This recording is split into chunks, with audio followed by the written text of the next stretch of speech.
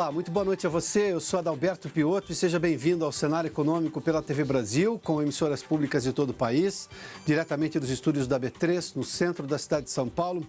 Aliás, dia de bolsa tumultuada hoje. Vamos aos destaques do cenário econômico de hoje.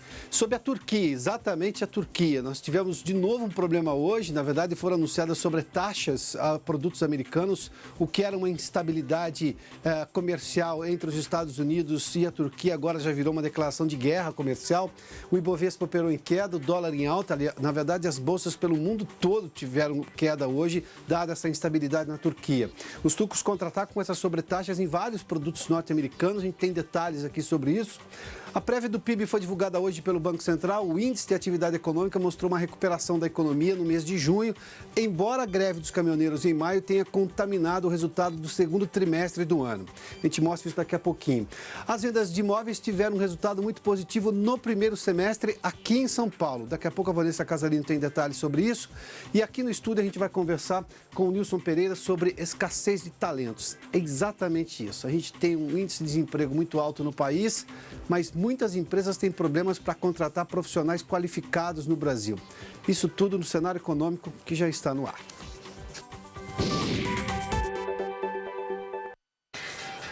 O que era uma instabilidade comercial ou instabilidade diplomática entre os Estados Unidos e a Turquia evoluiu muito para uma declaração de guerra comercial no momento. A Turquia passa por uma instabilidade econômica no país, também política. Os Estados Unidos veem o atual presidente Tayyip Erdogan como praticamente um ditador, ou seja, há um problema político ali com forte intervenção, aliás, um temor gigantesco de uma intervenção maior política na economia da Turquia. A Turquia faz parte do bloco europeu, obviamente tem uma preocupação muito grande, porque os bancos europeus estão expostos à questão da Turquia, ou seja, dívidas da Turquia. Isso tudo gera uma instabilidade no mundo todo.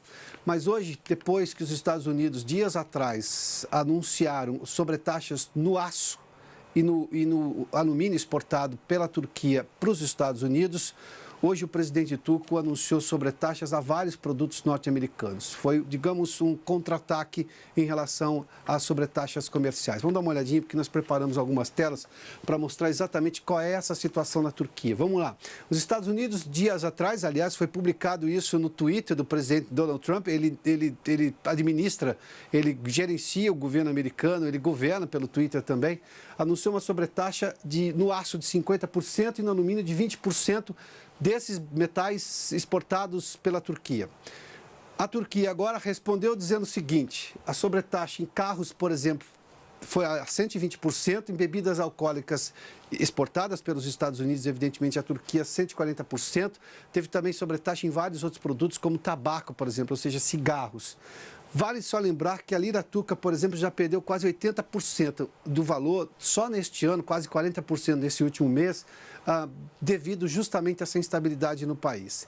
Essa situação levou hoje ao extremo, mas as autoridades turcas, ontem nós tivemos, digamos, uma melhora nesse ambiente, mas hoje as autoridades turcas disseram que estão dispostas a sentar à mesa e discutir com o governo americano, desde que não seja sob ameaças, ou seja, a ameaça é justamente isso aqui, essa sobretaxa que foi anunciada pelos Estados Unidos, que gerou também uma sobretaxa pela Turquia. Isso se chama guerra comercial. Aumentar a tarifa de importação é um protecionismo do país, em alguns momentos apenas por questões econômicas, para proteger a sua própria indústria, mas aqui não. Aqui simplesmente é uma resposta, uma sobretaxa de um lado, sobretaxa de outro. Mas vamos entender exatamente o que quer dizer essa sobretaxa da Turquia em referência aos produtos americanos.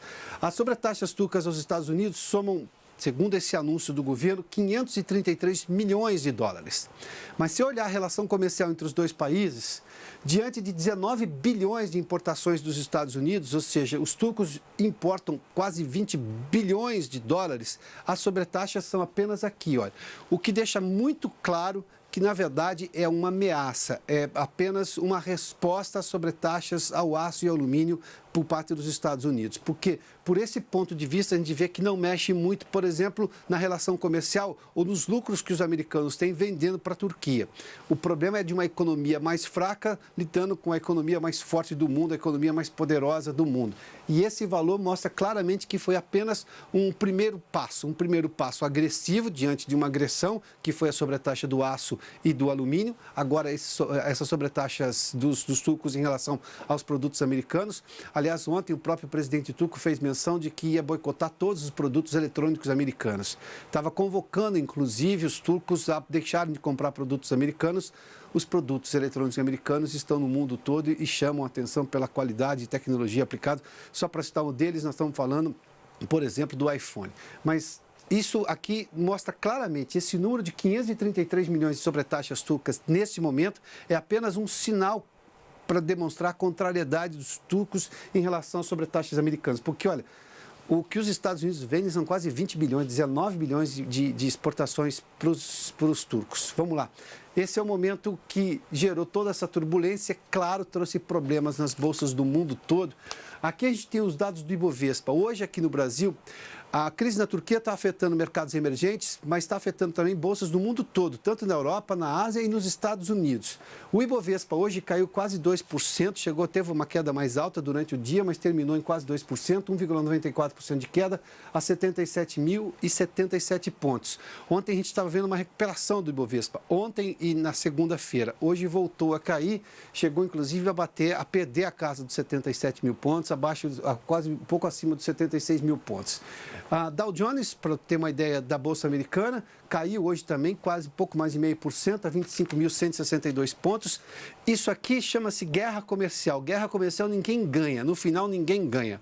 Parece que você tem ali, evidentemente, todo mundo vai ter perda numa guerra. Numa guerra convencional você perde, mais ou menos, mas todo mundo perde. Numa guerra comercial, o regramento claro para se entender uma guerra comercial é que todo mundo perde. Só para se ter uma ideia, o temor é tão grande de que isso se intensifique, daí a necessidade de se ter conversa à mesa, como já estão sugerindo os próprios turcos. E ontem a gente via a posição do governo americano mais tranquila também em relação à Turquia, disposta a uma conversação. Mas vamos lá, Londres caiu hoje 1,49%, Madrid caiu 1,26%, Tóquio, que fechou de manhã, ou seja, não pegou essa notícia da possibilidade, pegou um pouquinho, na verdade, da possibilidade de se também sobretaxar os produtos americanos, mas caiu 0,68%, e Xangai, o índice chinês, a 2,08%. Ou seja, aqui tem um problema de troca de mercadorias no mundo inteiro, que diante de uma guerra comercial, você se lembra que quando começou a ideia dos Estados Unidos de sobretaxar, por exemplo, produtos europeus, os europeus reclamaram, sobretaxar o aço e o alumínio da China também houve problema, ou seja, é a guerra comercial que trouxe essa instabilidade hoje nos mercados financeiros do mundo todo, no Brasil não foi diferente. Vamos dar uma olhadinha agora para ver como fechou o dólar comercial, que teve forte alta, a moeda americana se valorizou em todos os mercados emergentes, não foi exceção aqui no Brasil, uma alta de 0,87%, chegou de novo a R$ 3,90. Ontem a gente viu o dólar recuando também, dadas as notícias mais positivas. Hoje intensificou-se esse debate, ou seja, essa guerra comercial entre os Estados Unidos e a Turquia, e o dólar voltou a subir. Essa é a situação que nós temos. Mas a Bolsa de Valores aqui em São Paulo também teve outros resultados que mexeram, obviamente, com o resultado final do Ibovespa. Vamos lá. As ações da JBS, que reportaram no segundo trimestre um prejuízo de 826 milhões, se comparado, por exemplo, ao segundo trimestre de 2017, houve um lucro de 474 milhões. Mesmo assim, a JBS hoje subiu 2,80%. Vamos lá, algumas outras empresas. As ações da Marfrig tiveram queda de 6,42%, refletindo aqui, sim, ou seja, numa relação muito clara, o segundo trimestre teve um prejuízo de 582 milhões, no segundo trimestre lá do ano passado também, 262 milhões, ou seja, aumentou o tamanho do prejuízo, a queda das ações era previsível. Vamos dar uma olhadinha aqui nas ações da Eletrobras. Tanto as ações ordinárias quanto as preferenciais tiveram alta hoje, 1,13 e 1,49. E aqui, obviamente, também refletindo as ações refletem o resultado do segundo trimestre agora de 2018.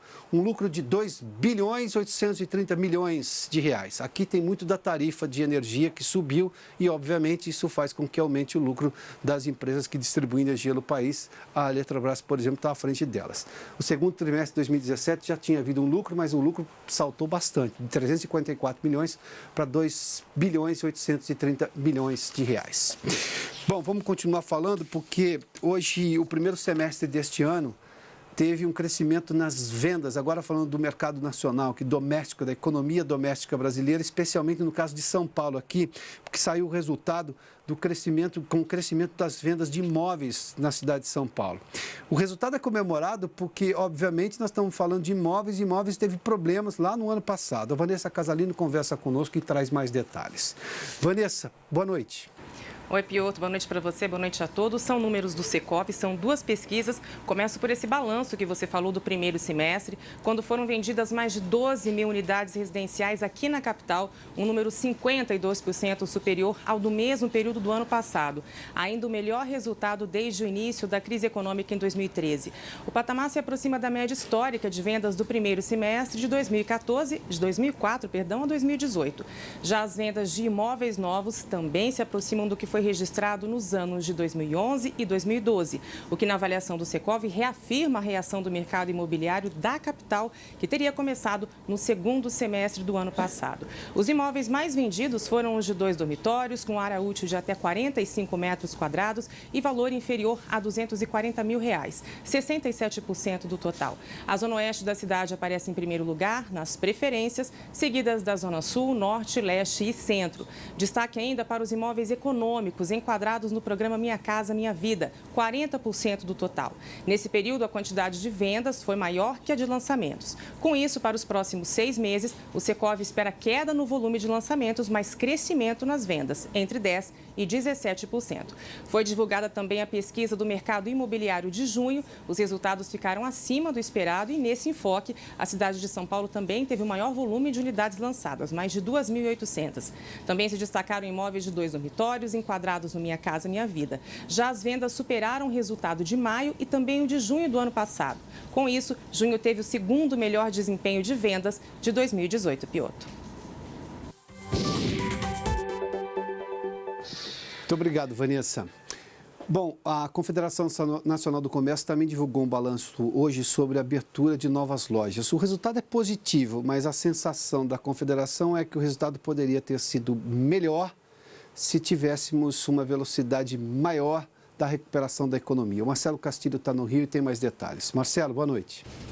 Oi, Piotr, boa noite para você, boa noite a todos. O estudo da CNC mostra que no primeiro semestre deste ano, o varejo abriu somente 2.200 lojas. Apesar do resultado registrar o segundo semestre consecutivo de aumento e ser o maior saldo semestral desde a segunda metade de 2013, quando foram abertos 16.700 pontos de venda, o tímido avanço expõe a perda de fôlego da economia e as incertezas quanto aos investimentos por parte dos empresários.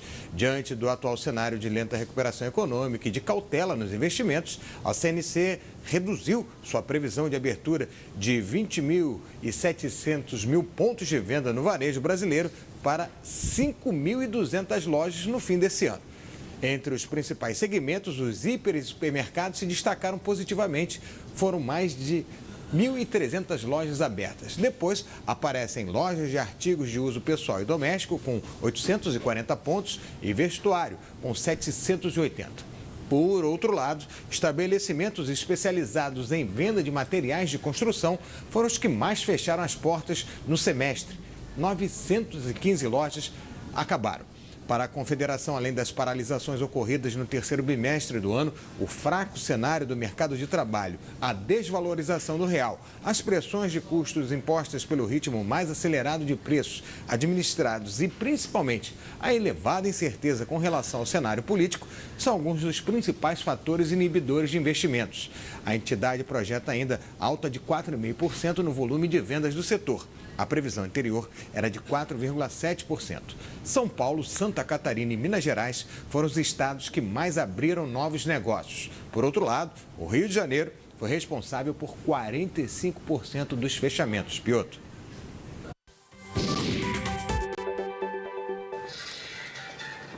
Obrigado, Marcelo. Bom, o índice de atividade econômica do Banco Central foi divulgado hoje, é uma prévia do PIB, embora a metodologia seja diferente em relação à do IBGE, que faz a medição do PIB oficial do país, mas houve uma recuperação no mês de junho, mas tem um detalhe ali, ou seja, a recuperação em relação a maio, quando nós tivemos a greve dos caminhoneiros, mas a greve em si contaminou o resultado do trimestre. Vamos dar uma olhadinha? Está aqui, olha, junho. Cresceu 3,29% a economia, segundo o Índice de Atividade Econômica do Banco Central, o IBC-BR. Vamos lá. No segundo trimestre, para a gente ver, ou seja, em maio tinha caído 3,28%, subiu 3,29% agora em junho. Mas se a gente olhar para o trimestre, houve uma queda ainda de 0,99%. Ou seja, maio, a greve dos caminhoneiros foi pesada para o desempenho da economia do Brasil. A gente já falou disso em outros dados aqui também, em outras divulgações. Vamos lá, para a gente fazer uma comparação, em junho subiu 3,29%, estou repetindo esse dado aqui. No ano, no acumulado, o crescimento da economia é esse, 0,89%. Nos 12 meses, por enquanto, 1,30%. A previsão do crescimento da economia do Banco Central foi revisada recentemente, é de 1,6%. Vamos falar daqui a pouco sobre escassez de talentos, apesar do enorme desemprego no país, logo depois do intervalo aqui no Cenário Econômico. Já de volta com o Cenário Econômico, você sabe, a gente informa com muita frequência, o Brasil tem em torno de 13 milhões de desempregados no país. Apesar disso, as empresas brasileiras têm reclamado da falta de mão de obra qualificada para preencher vagas existentes. Bom, para falar sobre esse assunto, o Nilson Pereira, da Manpower Group, está conosco. Nilson, bem-vindo aqui ao Cenário Econômico. Boa noite, Piotr. Eu li o estudo e chamo a atenção porque, eu vou até repetir o dado aqui, são 34%, é isso, das empresas brasileiras têm relatado falta de mão de obra qualificada para preencher as vagas que elas estão abrindo. É bastante, nós estamos falando de 1/3 das empresas que hoje não conseguem, por exemplo, fechar o número de funcionários de determinado departamento que elas têm, é isso? É isso mesmo. Primeiro que a escassez de talento, essa dificuldade das empresas, ela é um fenômeno mundial e no mundo, 45% das empresas têm essa mesma dificuldade. Hoje o Brasil está um pouco abaixo da média mundial por conta do nosso cenário econômico. A gente tem um desemprego alto, mas ainda assim 34% é alto, é 1/3 das empresas. E tem um dado muito curioso, essa mesma pesquisa, em 2012, quando a gente estava no auge da economia, 71% das empresas aqui no Brasil se queixavam. Quer dizer, é uma tendência que a gente tem... Mais que 2/3. Mais do que 2/3. Agora é 1 em cada 3, lá era 2 em cada 3. Exatamente. Quando no mundo era em torno de 35, hoje passou para 45. Quer dizer, a gente vem crescendo no mundo e aqui no Brasil a gente tem uma queda, mas é muito mais por uma circunstância, por um momento da economia, né? Por esse alto desemprego. É um número muito afetado pela conjuntura econômica atual de uma atividade econômica mais lenta e mais fraca, é isso? Exatamente. Agora, o que falta exatamente? Você fez menção, obviamente, à introdução da tecnologia, mas o que está faltando no mercado? Qual é a qualificação? Eu posso imaginar que falta engenheiros, sempre falta engenheiros, é impressionante. E eu vi na pesquisa de vocês que as empresas reclamam que faltam engenheiros. Mas faltam engenheiros com que qualificação especificamente? O que falta para o profissional como um todo para poder atender essa mão de obra? A convocação de mão de obra. Em todas as funções, principalmente nessas que têm essa escassez, depois eu posso entrar mais no detalhe do engenheiro, o que as empresas buscam hoje? A combinação de habilidade técnica, mas habilidade interpessoal, né? Porque a tecnologia, ela substitui o trabalho repetitivo, mas a interação humana, ela ainda é importante. Então, o engenheiro, a gente tem muitos profissionais capacitados tecnicamente. Então, talvez o engenheiro, ele cubra a área técnica. Mas quando você entra para habilidades interpessoais, os engenheiros ainda não estão preparados para atender a demanda da empresa. As escolas de engenharia nunca tiveram isso como forte. Então, essa é uma área que muitas vezes foi delegado para as empresas, esse treinamento, né? Ter o treinamento enquanto a pessoa exerce a sua função. Hoje em dia, as empresas não têm mais tempo para isso. As empresas já querem encontrar esse profissional qualificado. Então, se a gente pegar, ainda continuando no exemplo do engenheiro, muitas vezes ele tem que ter habilidade de fazer uma venda técnica. Ele pode conhecer muito do produto, muito da solução. Mas se ele não tiver uma habilidade de se relacionar com o cliente, se relacionar com o fornecedor ou se relacionar com a equipe, ele já não vai atender às expectativas da empresa. Então, nessa questão, falta muito mais habilidade interpessoal. Falta talento humano, então, ou seja... Exatamente. A questão de saber lidar com situações que são diferentes todo dia, porque as questões técnicas são previsíveis, as humanas não são. É isso que está provocando, quer dizer, a tecnologia, ela substitui até certo ponto essa questão. Mas, mundialmente, as empresas buscam esse tipo de profissional. né? O ciclo de negócios, eles são cada vez mais rápidos. A gente tem ciclos de negócio que duram meses. Em um ano já se substitui uma tecnologia.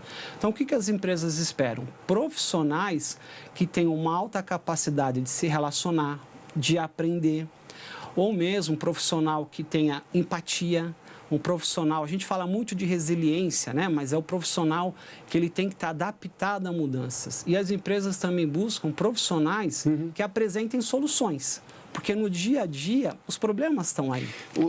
Nilson, eu vou relatar uma coisa de uma reunião que eu fui participar tempos atrás e eu fiquei abismado que estava todo mundo com as suas maquininhas para anotar tudo o que eu ia dizer. Eu fui lá para dar um treinamento. E as pessoas estavam todas ali, eu falei assim, olha, vocês precisam prestar atenção no que eu vou dizer. Vocês não têm que escrever absolutamente nada. Porque se vocês não tiverem minimamente a capacidade de absorção dessa informação, vocês vão precisar escrever isso aí, não vai funcionar. Ou seja, eu tinha muita gente, quase que, eu vou usar uma expressão que talvez seja um pouco dura, mas elas estavam adestradas a escrever tudo o que elas ouvem e não a pensar no que elas estavam ouvindo. E o objetivo era pensar, raciocinar e tomar uma ideia, tomar uma iniciativa.